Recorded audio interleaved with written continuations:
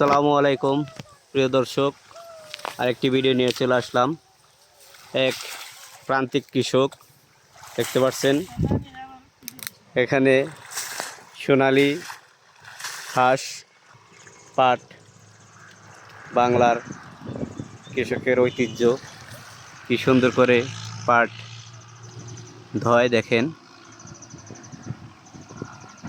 মূলত এটা বাস পাট আমরা বলি আমাদের গ্রামের ভাষায়।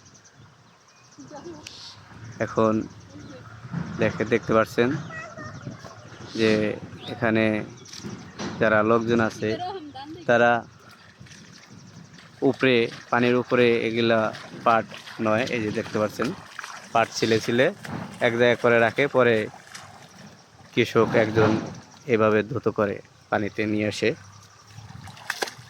মূলত এই যে এখানে পাট বাঁশ দিয়ে ছোটোটা চিকন যেটা, ওটা কেটে জাগ দেওয়া হয়েছিল।